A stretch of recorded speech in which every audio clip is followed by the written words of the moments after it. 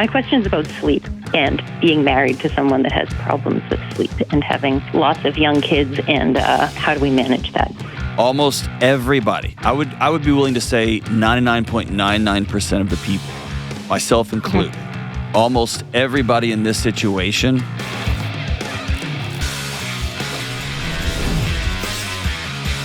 What up? What's going on? What's going on? This is John with the Dr. John Delony Show, coming to you from Nashville, Tennessee, taking calls from all over the planet about your mental and emotional health, your physical health, your relationships, your marriage, your kids, whatever you got going on in your life. I'll sit with you and we'll figure out what's the next right move. Let's go out to Boston and talk to Boston. Get a login and talk to Carrie. What's up, Carrie? What up, Dr. John? I should be saying like wicked awesome or something to. I know you're supposed to be like doing equations in a Harvard bar. Yeah, exactly. What's up? Well, thank you for taking my call. I'm very excited to talk to you. My question is about sleep and being married to someone that has problems with sleep and having lots of young kids, and how do we manage that? Is this my wife? I feel like sounds like she's calling about me. Boring, but like profoundly relatable. Yeah. Nope. It's just Carrie from Boston. All right. Well, I feel like my wife's putting you up to this because she may be married to a guy with sleep issues. But all right, go ahead. Right. Go ahead. Tell me what's going on in your house. Yeah. So my husband is, and I just want to I'm obsessed with my husband. He's awesome. I'm not calling to like complain about him at all, but he has like the worst sleep. He always has, even before kids. And now that we have like a bunch of, we have 6 kids, and the oldest is 7, the youngest is 8 months. So like what? We just get woken up a lot. Anyway, yeah, I know. There's a set of twins in there, but yeah. Are these bio kids, or did you adopt some kids? Oh yeah. Yep. Yeah, dude. It's a lot of kids. Wow. That's what everybody says. People are like, no, that's not possible. I'm like, no, it's possible. You're just like, yeah. You're not semi-automatic. Y'all are automatic, man. Right.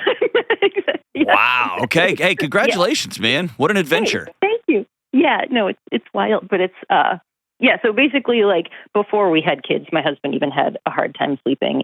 He's a deep thinker. He's really smart. Like these like ideas, like something will just get in his head and then he's like spun up and he can't sleep. And so that's been a thing. We've done the whole, like, you talk to doctor about like sleep hygiene, you get your hormones tested, like, diet, exercise, all those things. And like that sort of worked when we didn't have kids. And now that we have kids, like it's just not, it's not working at all. Like if you have like an off chance where everybody sleeps at night, like the dog ends up barking at your water dish and wakes everybody up. And I guess I'm just more trying to figure out, like, I've heard you mention on the show before that you've had issues with sleep. And I just find that you have like a pretty balanced perspective on like family life, marriage, all those things where like, besides sleep hygiene and like setting up routines and things where like it's just not realistic given where we're at in our lives.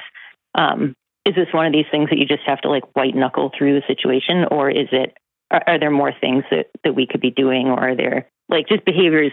My husband basically, like if we knew what to do, he would absolutely do it, like to fix the problem. And sorry, I'd talk a lot. So no, you're not talking at all. I like to hear how this plays out. Man, I got a lot of questions here. Here's where I've landed sitting with people for a long, long, long time. Okay. Yeah. I'm not saying this in a clinical diagnostic sense. Okay. So I'm saying this in the very Google it, Instagram-y kind of way. Yeah. Almost everybody, I would be willing to say 99.99% of the people, myself included. So this is not just sitting with people and the sitting with the literature, but this is just me looking in the mirror, okay? Yeah. Almost everybody in this situation is dealing with some sort of underlying anxiousness that is not related to sleep hygiene. Right. And because there is so much information out there about sleep hygiene, you need to be doing this and get the red light therapy and the eye masks and the special this and then that. Yeah. It allows all of us to create an amazing amount of theater around a core, what I would call biological function and here's where I always want to start with this premise. What if your body is right? Right. So what if his body recognizes if you go to sleep, you're not going to be able to handle the threats that are coming your way. Okay? And so, I mean, that was like my sleep issues, if you will. That was the huge alarm system that ultimately I ignored for years that ended me up in my own mental health mess. Okay. I took medication for years to not sleep, but to just be unconscious. Yeah. Okay. Okay. So ultimately it was dealing with the core anxiety underneath it all. So for instance, if a great husband and a great father, if his, I'm going to oversimplify it, okay? If his amygdala knows that y'all owe a mortgage and car payments and he's already starting to add up the tuition cost of 6 kids, his body would be failing him if it let him sleep all night because that's an existential threat to his responsibility to keep a household afloat. Okay. If he has no men in his life that he regularly interacts with, not in a yo bro kind of way, but in a hey, I'm not doing okay kind of way. Like a brotherhood. Then his body knows you have no tribe. You have responsibilities in a wife and a bunch of kids. You have no tribe. And his body would be failing him if it let him sleep all night because that's an existential threat. Right? And so I could go on and on and on.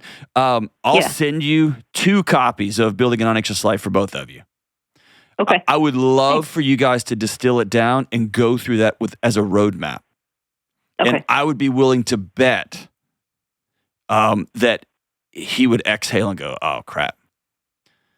Because sleep hygiene is for real. I have an automatic light in my backyard. I don't know how to turn it off. I've tried. I don't know how to turn it off. It comes on at 10:30 every night. If I go to bed at 9:30, 100% of the time I wake up because it starts shining through our bedroom. I wake up at sometime middle of the night. So like sleep, like darkness and cold temperature. My 8 sleep is the greatest invention ever made. Right? All those things are awesome. But if I'm anxious, and for me, that is if I owe somebody money, if I don't, if my marriage isn't in lockstep, if I don't feel like I'm showing up, if my work is yeesh, right? If I'm consuming tons and tons of like news media that's telling me it's all coming down, and then my body would be failing me if it let me sleep. Okay. And so those are where that honestly is where I start, and I have now ended up dealing with sleep hygiene stuff later. Okay. Because I've got friends. This is me being honest. I have friends that have never been to therapy ever. They're overweight. They're hilarious. And they like so sleep hygiene wise are they're the worst. But they can fall asleep in the middle of a parking lot. Yes. Because there's that core sense of safety. I've got people in my life. I don't owe anybody anything. My body is able to exhale. Okay. You get what I'm saying? Okay. So if I rattle off a few of those things to you, how does that register? Yay or nay? Yay. Okay. Several times over. Tell me about that. Say. Yeah. I mean, we've had, I don't know. I think it's just the whole kid thing. Like he used to have this really core group of guy friends. And then like everybody had kids, everyone spread out or far apart. Like, so that he's lamented basically about like losing that connection. And then I think it's hard for men to find friends. Like, it's a nightmare. Friends. A nightmare. Yeah. Yes. Yeah. It's the worst. Like for me, I have like, I can make like girlfriends like pretty easily, but for men, it's hard. So he's talked about that. And then like, it's a weird time to be alive, you know? So like, and there's not much you can do about a lot of like the political and international, like all these crazy things that like could potentially affect our lots of children. And so he thinks a lot about that stuff. And then he also, he's kind of a hard charger, like ex-Marine, like really good athlete, like holds himself to this very, very high standard. And if something that he's doing isn't perfect, that consumes him basically. So there's that where he just will think about like how to break something down, how to do it better. Like, and he's just always, I guess, like got a mental motor with that kind of thing. Where with me, I'm more like, I just need to make sure I have enough milk for these kids tomorrow, and like, are the groceries good? Is everybody asleep? And then I can fall asleep. Right. So he's cursed part 2 with not only the basic, what I would call, and again, I'm saying anxiousness. Anxiousness in this situation is a good thing. It's a friend. Yeah. Right. It's an alarm system saying, hey, you're not okay. Like this, your environment's not okay. But on top of that, he's literally trained as a Marine to always be looking over the next hill to see what threat's coming. Yes. Yeah, absolutely. And that is amazing. And you start to see threats everywhere. Yeah, that's a bit of a problem. So I want to point him to this. I've got a buddy named Luke Lefevre who started a journaling course that he does with you. And when you say the word journaling to a cop's kid like me or to a Marine, their eyes are going to roll out the back of their head, right? Yes. But here's it's called Holy Work, and I've sent friends through it who are profound atheists, right? It's designed for people of faith, but it works great either way. But here's what I have found. If the only time your brain has the space to process the chaos going on inside your heart and your mind is when you put your head on your pillow, it will take that time and it will do it till 1 a.m. Okay. Yep. Or if you have to have the TV on to collapse, essentially what you're doing, you're numbing yourself. You're going unconscious. You're not going to sleep.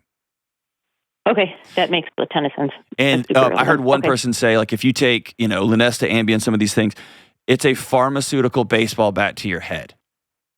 You are unconscious. You're not asleep. If you have to if the TV has to fade you out, basically distract you to sleep, you're not asleep in the terms of deep sleep, REM sleep, all that chemical processing. Yeah, and the actual like restorative good sleep. That's exactly right. So you're unconscious. You're out. Yes. But it's like being underwater and taking sips of oxygen through a straw, right? That you're not breathing deeply. Having a practice throughout the day. For me, I'm going to be honest with you. I've been telling people to journal forever. I've got stacks of journals. It wasn't until I got into a guided practice, like here's how to do this in the right way, that I actually saw restorative change in my life. Okay. And I've got no affiliation to this at all, but I'll link to it in the show notes. It's legit. And can I tell you a gift you can give him? Yes, please. And this is going to make, I'm going to ask all of the mothers listening, the wives listening, especially those of young kids who can't breathe or so busy. I'm going to ask you all to listen to what I'm about to say with compassion, not with ugh. Okay. Yeah. And I'm not saying this to you. I'm saying this to the other listeners. I can tell you are dialed in and you love this guy, and he's a pretty awesome guy. If you could create some sort of calendar space, and that might mean that you're inviting over a couple of other women just to help with the chaos that is 6 kids under 6. Yeah. Right. And say, hey, honey, Wednesday nights, I don't want you in this house. Oh, he would love that. Thursdays, you are not welcome in my home. I want you to go get some guy friends. I want you to go to the gym. I want you to join a stupid softball league. I want you to go whatever. But you're not welcome here. And here's the other thing. If you will create 30 minutes for after the last kid is in the shower or in the tub, whatever's going on, and you will say, hey, I've marked this off our family calendar. I want you out of the main room, and I want you to go journal. Okay. And what you will give him is such a gift that you will ROI back to his ability to be present with you, present with your family, and be more plugged in, which is, I'm going to go fill the car up with gas. I'm going to go get the oil changed in this car so that this thing can keep going forever. And it gives him some space that you've already built in so that he knows his next task, which Marines love. What's your next task? I have designated you out of here from 8 to 8:30. I want you to go spend 30 minutes intentionally going down Luke's journaling protocol. I want you to go down here and begin to write the stuff out that you're circulating. And then I'll tell your husband, social media news isn't real news. Our bodies are simply not designed to metabolize every crisis, imagined, not real, or real, from every corner of planet Earth. And I know the pushback is, oh, what a privilege. It's not a privilege, it's biology. We can't absorb all of the chaos coming at us through all of the news, all of the insanity.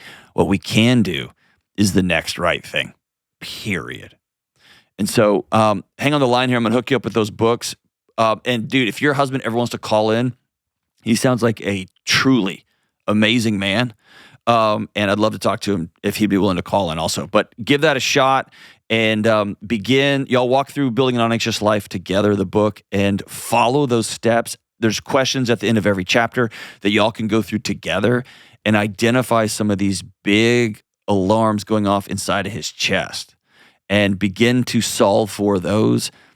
And I tell you what, after years of being unconscious pharmaceutically to sleep, man, I can barely get my head on my pillow before I'm out now. And sleep is such a gift, but it's just dealing with the core inside out pathway. So thank you so much for the call. I'm really grateful. It's an honor to talk to you. And by the way, thanks for loving your husband, and thanks for allowing him to love you all. I mean, it just sounds like you'll have an amazing, chaotic, but an amazing home. When we come back, a man asks how to help his wife when she finds that some of my advice is a little too complicated. I can't wait for this one. I talk a lot on my show about boundaries, emotional boundaries, relational, financial, but there's one boundary that almost nobody talks about: your digital life. Right now, your personal information, your phone number, your address, even where your kids go to school, it's sitting on countless websites that you've never heard of, and you didn't give them permission to have that data, but it's out there. Let's be honest, it's not just annoying, it's a violation. This constant exposure of our personal data, this exposure that we don't even know where it's coming from, it creates this anxiety that just hums in the background of your life. Something always feels a little bit off, and that's why I use Delete Me. Delete Me goes after the data brokers and the people finder sites that collect and resell your information without your permission. They track down your information and they remove it, and every few months they send you a report showing you exactly what they've done. This is taking control of your digital boundaries. It's about peace. Go to joindeleteme.com/Delony and use code Delony to get 20% off. That's joindeleteme.com/Delony to save 20% off. Go right now and create some digital boundaries. All right, we're back. Let's go out to St. Louis, Missouri and talk to JP. What up, JP? Hey, Dr. John. How's it going? Doing great. How about you, man? Well, I've had better days, but I'll just get to the question here. All right, let's do it.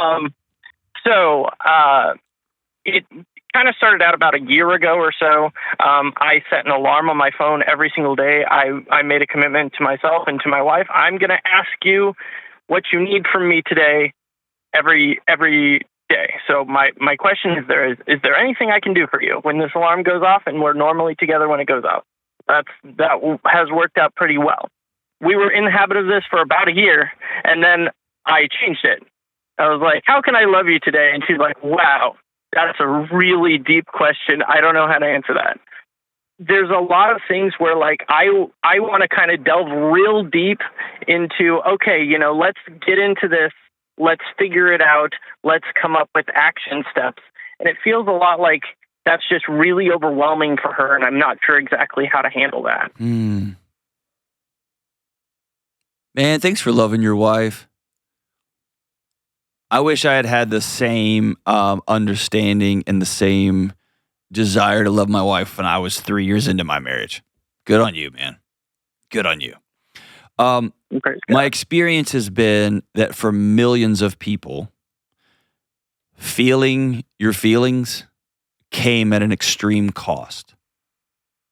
So possibly growing up feeling scared, feeling frustrated, feeling angry were things that got you hit, things that got you in trouble, things that caused raised voices in the house. And so it can feel terrifying when somebody looks at you and says, how can I love you next? Because a similar interaction in a childhood came at a terrifying cost. Yeah. Does that ring a bell or no? Oh, no, that totally rings true. Okay. Yeah. And so it goes back to, and again, this is a way gross overgeneralization of it. Often men want to know what to do next. Yeah. And women certainly the case here. women want to feel this situation, and they're really intuitive and often brilliant in what to do next, but they really want someone to sit with them. And if they've been told their whole lives that their feelings don't count, they're not real, they don't matter, your feelings come second to making sure I'm okay, that reversal can feel threatening. Yeah, I hear that. And so maybe a different approach to, maybe the best way you can love her sometimes is to say, hey, can I sit with you for 20 minutes and you talk with me for 5? And we're going to flip it around. Or to put it this way, one of the most loving things my wife ever said to me was when she popped into the house one night and she said, hey, go turn on The Office or Brooklyn Nine-Nine, one of those old shows that we just watched the reruns 1,000 times. She said, I need to borrow your nervous system. Yeah. And that was her saying, I don't want to talk to you right now. I just need to lean up against your presence for a while. Yeah. And you need to know that took us probably 17 or 18 years for her to A, be able to articulate that, and B, for me to have a safe enough, healed up nervous system that it was not going to make her more anxious sitting up next to me than before. Yeah. So when you say, hey, how can I love you today? Tell me what her response is. Well, especially because I kind of rolled it into something I was already doing before. Okay. The response is generally, I liked your other question. Go to that one. I don't like this one. This one, it's too complicated. It's too deep. It feels like the subtext almost of it is like, I don't have the words to talk about that right now. Okay. And what do you feel like she's missing, or what do you feel like she's holding back? Or let me ask it in a different way.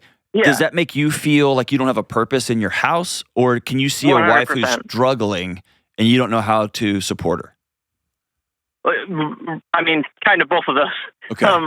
Yeah, like, and I've felt this way a lot. You know, just a bit of context here. My wife is a survivor of sexual abuse, and she grew up like home to home to home to home to home. Like, she's had a really, really rough go of things up till now, and now has been pretty reasonable. And she is in therapy and stuff to heal from that. Are y'all in therapy? I am not. It's kind of a money thing. Y'all together? No. Okay. No. Here's where you guys going together is going to be really important. The thing that was weaponized, basically she got poisoned with oxygen growing up. Or she got poisoned with water growing up. Right. Except her poison was connection. Yeah. And so we have to have water and oxygen and connection to live. Yet that was the thing that took everything from her. Yeah. And so she's going to, have to heal from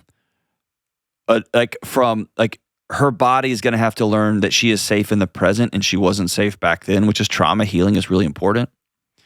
But also she's going to have to learn, y'all are going to have to learn that connection is not electric. Connection is not going to get her hurt again. And so that's going to be a process that y'all have to practice together. And if she's a survivor in the way that you demonstrated that, I mean, the way you said that, y'all are going to have to get a professional to walk alongside you. Right? Because she might come out and say, okay, I can tell the story of my childhood sexual abuse and my body won't take off on me. It won't try to keep me safe in the present. I might be able to, healing, I'll be able to know this is my home and it's not going to get yanked out from under me every 18 months. But then when you pop in and say, how can I love you today? Boom, all the alarms are back on. Yeah. Because you've added that other person into this equation again. And so her being able to practice safety with you in the presence of somebody who can walk her through that and do the breathing exercises and do the appropriate touch exercise, like those kind of things, that's going to be instrumental to y'all learning to heal together. Yeah. Otherwise, it can the trauma healing can create a new wall. It's just got bigger borders. Yeah. That makes sense? Yeah, it does. I tend toward, when I do ask these questions and get this kind of response, it usually is something like, well, I mean, surely there must be something I can do, because if I can't do anything for you, then that breaks my heart. Yeah. Okay. Can I challenge you hard on this? Sure. You have to be careful not to use your wife to make you feel better. Yeah. Okay. So I just launched a marriage app with this very thing in mind. Not trauma survivors, but tiny little steps. And I'm going to give it to you and your wife for free. Okay. Oh, thank you. I don't even know how to do that, but the zeros and ones nerds who made this thing, they're amazing. We'll figure it out. Here's the thing I want y'all to practice. Okay. And this is, you're going to laugh and you're going to roll your eyes. Mm-hmm. I want y'all to commit, if she's safe with this, okay, if she's okay with this. And you can ask her, not what I can do for you, but you can ask her, hey, would you be willing to do this for me? Sure. In the morning, a 30-second hug, no talking. Right when you or her get home from work, a 30-second hug, no talking. Right before bed, even if y'all have just had sex, even if y'all just watched a show, right before you go to sleep, hold hands, or under the covers, just touch your feet together. And to distill it down, SOS, skin on skin contact. And here's what we're practicing. I don't want anything from you. I don't need anything from you. You aren't trying to solve something in me, and I'm not trying to solve something in you, but our bodies are safe together. Yeah. And I'm telling you, that sounds so cheesy. And it will transform your marriage. It'll transform your marriage. Or if y'all are just on the couch watching TV, for God's sake, don't watch a medium-sized screen while also looking at a little screen. Just ask, will you hold my hand? Yeah. And for a sexual abuse survivor, asking is a way to begin to practice safety. Hey, will you hold my hand? Yeah. And she might tell you, stop asking, just grab my hand. Awesome. Now we're at the next level of safety. Yeah. Right? Or can I just rub your feet while we sit here? And you're going to want to solve big engine style, like let's fix the pistons in this thing. Yeah. Right? Yeah, for sure. What she is probably desperately in need of is to make sure the road she's driving on is safe. Yeah. To make sure that the tires have air in them. And that is not sexy, but that is where healing begins. Yeah. No, absolutely. Got it. And so this app is simply, you get one daily task a day. That's it. And it could be, we're going to go for a 10-minute walk. We're going to chit-chat, 30-second hug. And it builds over time. And the more you do things in a row, it unlocks bigger and bigger things as y'all walk together. It's awesome. These guys are amazing what they built. But I think what we have across the country is an epidemic of two people who really love each other, and they are flying past each other because one person's trying to solve the other person, and then you get in this, well, I need to be able to solve something, or I don't have any purpose, and then I'm using you, and then I need you to back off, but I need you here. Like, it just creates this chaos. 30-second hug before I walk out the door. 30-second hug right when I get home. No phones. Just falling asleep with our feet touching each other. Yeah. Right? And it's these teeny, tiny little things. Because I'm telling you right now, this is going to sound awful, okay? Can you just say, like, hey, I know we're on the same team? Oh, yeah. All right, you promise? Yeah, absolutely. Okay. 100%. If somebody continually used her growing up, her body from 1,000 miles away detects somebody who is trying to get something from her. Yeah. And if you are trying to, in any way, even with the most loving intent, use her so that you feel like you have purpose, her body would be failing her if it didn't sound every alarm she's got. Oh, for sure. Absolutely. Okay. And so it's easy when you say, what can I do for you today? Because she can hand you a task, a chore. And sometimes that's, I mean, in my house, dude, that is love language, right? Take care of the dishes or whatever. But when you say, how can I love you today? Whoa. And then when she says nothing and then you start to spin up like, well, I need to be able to, man, her body's like, run. This guy needs something from you. And if we're not careful, he's going to take it. And so let's start really small. Let's just do 1 week. And you don't even have to tell her this is a project. Just say, it would mean a lot to me. Can I get a 30-second hug before we go? What? I'm too big. 30 seconds. 15 seconds. Okay. And I want you to consciously drop your shoulders when you hug her. Consciously. Be sturdy. Consciously drop your shoulders. When you walk in the door, 30-second hug. Right before you go to bed, can I feel your feet next to mine?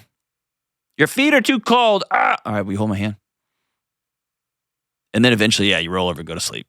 But we're going to start little by little by little, baby steps. And dude, I'm telling you right now, the world needs more men like you who don't want to fix their wives, but want to love and support and care for them. And so, dude, I applaud you. Hang on the line, and we're going to get you hooked up with this app. I don't know how we're going to I don't know if there's codes or anything, but we will figure this out. When we come back, a woman wonders if she should push her son to do sports. This show is sponsored by BetterHelp. Most of us are guilty of oversharing with the wrong person at one time or another, or maybe you're like me and you're just a bit of an oversharer all the time. Let's be honest. Our entire culture is based on oversharing, and everyone is giving everyone else advice on what they should be eating and what their mental and emotional health should look like. Some of this advice may be good, but a ton of this advice is nonsense.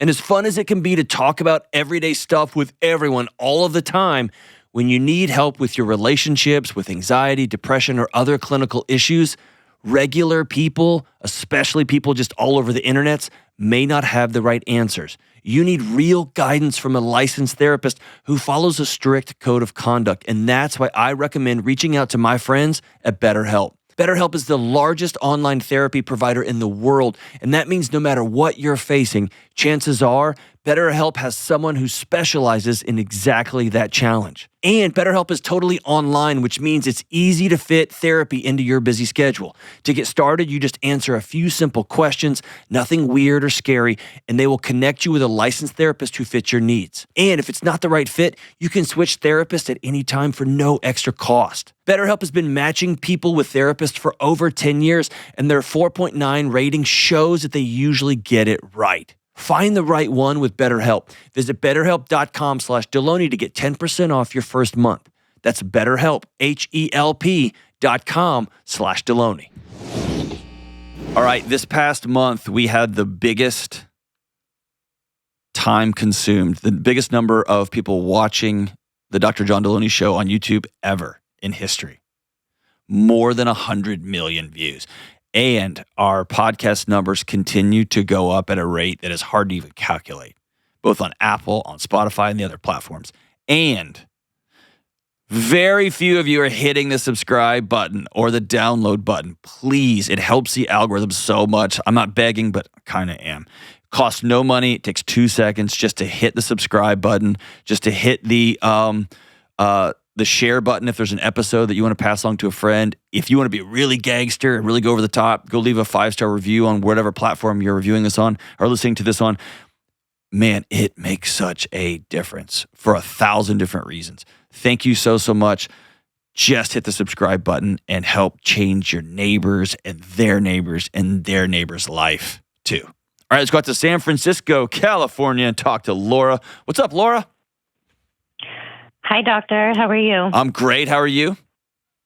I'm well. Thank you. Excellent. What's up? Thank you so much for taking my call. My son introduced me to you 2 years ago, and you're in our house daily. Uh-oh. How old's your son? So he's 18 now. Excellent. So you're raising a genius, so very Laura. much. You're raising a genius. I hope so. So what's Thank up? you. So my question is, I forced my 13-year-old son to play tackle football. Okay. He's been in it about 3 weeks. I know it's what my late husband would have wanted me to do, and his older brother is adamant or was adamant that he play as well. And Okay. I just continue to struggle with being mom and dad and want to help on how to support him in making sure his feelings are acknowledged also. Tell me about Dad. What was your husband's name? Oh, God. His name was Mark. Mark. When did he pass away? September 2021. Pretty amazing guy. Incredible. Yeah. How many little ones do you have? I guess the ones in your house are huge now. How many huge ones do you have now? Yeah, 2. 2. And you guys all miss Mark, huh? Every single day. Yeah. Man. I'm both heartbroken here with you. And I want to tell you, earlier this summer, my wife left me and my daughter alone for 9 days, and I didn't ended up know what day. We ended up eating ice cream on the couch for dinner one night. So, like, I want to tell you, you are an absolute rock star. You're doing a job that nobody wants, and you're doing it admirably, and I'm proud of you. Okay? Thank you. And I don't know Mark from the man in the moon, but I'm a husband too. And if I was to pass away and I knew my wife was reaching out this many years later, asking the same question, I want you to know that I would be looking down with deep love and pride. Okay? You're honoring Mark well is what I want to tell you. Thank you. Okay. As for this question, it's near and dear to my heart, okay? So I was a Texas high school football player at a Super 5A high school. Mm-hmm. That means I went to church on Friday nights and then I went to church again on Sunday mornings. Okay? The church in Texas of Texas high school football and then church of whatever religion I was a part of, right? My Christian church. And they kind of ran neck and neck, to be honest with you. And so I get this question. I also have a way more physically talented 15-year-old son that is actually bigger than I am now, who is a high school kid right now. Okay. Mm-hmm. And every single Uncle Rico bone in my body wants him to be a football stud. Right. And he is an immensely talented cross-country runner. And so I have had to step back and say, what are my principles here? What are my values? And then what part of my high school life am I trying to relive through my 15-year-old? Okay? And so here is where I've landed. The data on young people participating in some sort of physical activity or sport is overwhelming. That lifetime success, lifetime support, lifetime relationships are better, lifetime health when they participate in organized sports as kids. And I say kids all the way up to 18-year-olds. I know 18-year-olds are adults, whatever, but they're kids. And so the rule I had in my house with my 9-year-old and with my 15-year-old, and I'm just answering this as I would do in my house, okay, Laura, is I was good at football. I could have been great, and I wasn't. I didn't work as hard as I could have. I wasn't very tough. I was just super, super fast, okay? And so I always had this thing in my head, like, my boy's it's just pure Uncle Rico. Like, if I got in the game, I would have won the state meet. Like, I was that guy, okay? What I've had to exhale and learn, I actually got this from Jocko, by the way, Navy SEAL guy. Like, my son's not me. Thank God he's not me. And so my values are this. You have to participate in some sort of sport, period. And both of my kids have to participate in some sort of the arts, theater, playing an instrument, some sort of creative act, okay? Because there's data on that too. And so it's not an option of, can I just do nothing and play video games, or I have to play football. It is, you get to choose within this boundary. And what I give my kid when I do that is I give them autonomy. I give them choice, which is something they're going to practice. They get to begin to learn their own body. I actually don't like this, but I know I have to do something in this realm, right? And so it's kind of like when they're a little kid, I hear parents say like, where do you want to eat, honey? That's too much pressure for a kid. They can't carry the weight of the house. But when they say, do you want Chick-fil-A or do you want Burger King? Then they feel like there's a choice, but really that choice is made by you. It's bounded up, right? Mm-hmm. And so if I was in your situation, I would want to get to the value underneath what my amazing late husband was getting at. He understands the value of hard work, of being told what to do by other men, right? Having coaches, right, that are different than me. The value of teamwork, the value of thinking you've gone as hard as you can go, as far as you can go, and then a well-meaning coach pushes you further than you thought you could have gone, and you grow from, right? All those things, strength, yes. All that. And so let's get to the value underneath what Mark was getting at, and then we can sit down with your son. And by the way, your other boys do not get a vote, period. Okay. They don't get a vote. They're teenagers. They're not allowed to buy beer yet. Why? Because we have a society have said, your brains aren't formed. You don't get a vote, okay? And I want to applaud them for doing the best they could, your other son, of puffing his chest out and saying, I'm going to try in my 18-year-old skin to sort of fill the vacuum of this amazing man that passed away. Yeah. Okay? So he's doing his job. He's doing his 18-year-old job, and I love it. But he also needs to side-eye and make sure the adult in the house is the one running the show. And so you sitting down with your kid, tell me about your son who's playing right now, 3 weeks in. How old is he? Yes, 13. 13. Okay, so freshman, 8th grade? 8th grade, going into 8th grade. Okay, going into 8th grade. So he's been doing 2-a-days in the heat. Tell me about it. Yeah, it's in the evenings. Okay. For a couple of hours. It's been okay. You know, he's not complaining too much about going. One day refused to go. He's terrified of getting hurt. So his body language out there is very uninterested in being there. Okay. But he gets through it. Okay. Did he volunteer for this, or did you sign him up and say, you're doing this? I signed him up and said, you're doing it, because I did give him the choice. As you mentioned earlier, I sat him down and I said, you have to pick something. And he wouldn't. Okay. So maybe 3 weeks in, you and him go to breakfast.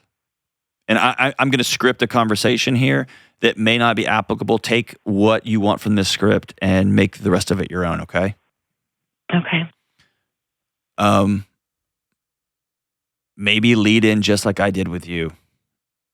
Hey, young son, I'll call him Tim. Hey, Tim, we're 3 weeks into football practice, and I just want to say I'm proud of you for showing up. I signed you up for this, and I could tell you don't want to be out there. I just want to tell you I'm proud of you. And I also want to acknowledge that we both miss Dad. And I want to have that exhale with him, because he misses his dad like crazy. And if it's still not something that's talked about in your house, if you don't still exhale with your boys one-on-one and say, God, I miss your dad, then, and you're trying to be tough for them, you're trying to be both parents, trying to do the next right thing, what will happen is they'll begin to feel crazy, like they're the only ones missing. And it will come out in anger. It will come out in aloofness. It will come out in, I'm just going home. It will come out in anxieties about getting hurt or not being enough academically or whatever, right? And so there's something about exhaling and saying, dude, I miss your dad. When I see you out there, I miss him. And then now that he's 3 weeks in, being able to tell him, hey, it's not too late for you to choose another sport. In this house, I value you getting out and participating. You got to do something. It can be jiu-jitsu. It can be karate. It can be running. It can be soccer. If you hate football 3 weeks in, I'll tell you I'm proud of you for going out there. But you got to do something. Are you interested in choosing something else? And let him exhale on that. And he might say, no, Mom. Now, if my kid, and this happened with my daughter, she chose soccer. And then a couple weeks in, she's like, Dad, I don't. And I said, no. You chose this and you committed to your team. And so when the season's over, we can reevaluate. But you asked us, you came to us, and so we said, we're in, right? So I want her to learn the value of sticking to it. She gave her word to her team. She's going to show up, right? And she was like 7, right? So it wasn't over dramatic like I'm making it now. But it's like, no, you signed up for this. If I had signed her up and said, you have to do this, which I did with a martial art once, I was like, you have to do this. My kids are going to be ninjas, right? I sat down and said, hey, like, I forced you into this. Do you still want to keep doing this? Right? And so I think this is a great time 3 weeks in to circle back and say, you have to do something. But I want to honor the fact I signed you up for this. You wouldn't pick. I had to do something. Is there another thing you want to do? Okay. And all of this, I think, you can tell me if I'm crazy. All of this is rooted in 2 things. One, there is value in kids doing organized sports. There is value in, especially as they get into middle school and high school, there is value in kids being a part of the arts. And if you want to know the Delony house, you got to do one thing in the arts and you got to do one thing, at least one thing physically. And you have also heard me rant about travel sports. This isn't about living vicariously through my kids. It is, I'm way more interested in them being coached by other men and women, by them learning to do hard physical things, learning to be uncomfortable in the heat or in the cold, being outside, whether it's, getting kicked in a taekwondo class, but they've got to learn to do those things. And so they don't have an option whether to not participate in something, but they do have autonomy in picking the thing. And then I demand, like, you commit to your team, you got to go all in. And when the season's over, dude, I'm all about reevaluating. But you got to be the team player you told your team you would be. And that's one thing. The other thing here is, man, as your son is 18 and he's either about to leave or he is on his way to college this year, sit down with him and talk about, hey, I want to tell you some things about your dad that you never knew. What an amazing young man he was in college. Some of the things that he did that were probably not too wise. Have those conversations with your 18-year-old and let him process mom's still grieving. Because mom, they can feel that grief on you. And if your grief turns into hardness and into rigidness and into this is the way it's going to be, they'll react accordingly. But man, letting them know you still miss Mark so much makes them feel less crazy. And then when you're 13-year-old, same thing. And if he's scared of getting hurt, I get that. We're going to have to do some things because life's going to hit you upside the head. I'm not going to hit you, but life's going to hit you upside the head. We got to do some hard things. Man, I miss Dad too. So let's deal with the grief part of this and let's deal with the activity part of it. But I'm not a fan of forcing a kid to do a particular thing. I am a fan of giving bounded choices. You have to choose something, some sort of activity, some sort of physical activity, and you got to participate. And in this house, we go all in when we give our word, when we commit. Whew. Laura, you are an absolute amazing person. You're a great mom. You continue to be a great partner to Mark. And these kids are lucky to have you. It's been an honor talking with you. You call anytime. We'll be right back. School is back in action. The summer is long gone. The days are getting shorter. The Q4 work stresses are hitting hard. And if you're like me, we're finding ourselves wanting to just numb out more and more, especially at nighttime. We have to be intentional about protecting our sleep because here's the truth. How we sleep is a big part of how well we feel. When our bodies aren't resting, our minds can't reset. One of the most important things we do to stay mentally sharp, emotionally steady, and able to show up for our families, for our workplaces, and for our kids is getting good sleep. And that's why I'm constantly telling you about Helix mattresses. Helix builds mattresses just for you, not some generic average sleeper. So whether you're a hot sleeper, a side sleeper, a back sleeper, or somewhere in between, Helix designs mattresses around you. You. I want you to take the Helix sleep quiz. I did it. It takes like 2 minutes, and they're going to match you with exactly the right mattress just for you. And right now, my audience can get an exclusive 25% off during their extended Labor Day sale. Go to helixsleep.com/Delony for 25% off site-wide. That's helixsleep.com/Delony, and tell them you heard about their great mattresses right here on this show. With Helix, better sleep starts right now. All right, Kelly, something awesome happened. All right, so this is from Brian, who called in about a year ago with the fact that he was dating his son's best friend's mom. And they were younger sons. They were, I think, elementary, middle school age. Yeah, okay. And they had started dating, but they hadn't told the boys yet. All right. So Brian writes. Oh, sweet. Almost a year ago, I called in and had a conversation with you about how I should go about telling my kids that I'm dating their best friend's mom. I am super happy to say that it went amazing, and we are all now living together as family. Gross. The kids could not be happier.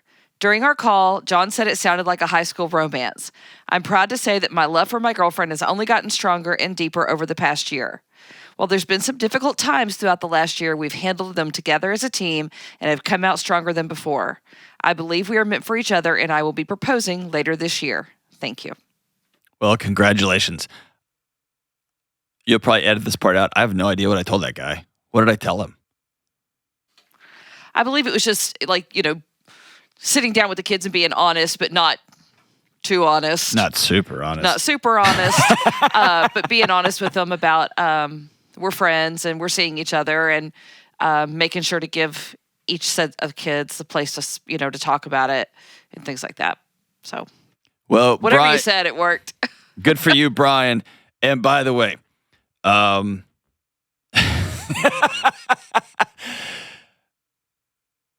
your son will always have the one-up on her son. Because whenever they get into an argument, he can just be like, my dad is making out with your mom. And it will always be a way to win a cut-down war.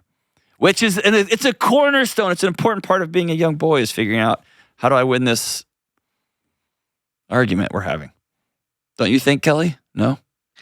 Never having been a young boy, I'm not 100% certain, but sure. All the guys in the booth are nodding. That's an important piece of information. So well done. Yeah, you did a good job. I'll accept it. I accept it. Brian, congratulations, dude. Send us a wedding invitation. Kelly's probably going to throw hers away, but I will put mine on my mirror. I probably won't. But dude, send it. Love you guys. Bye.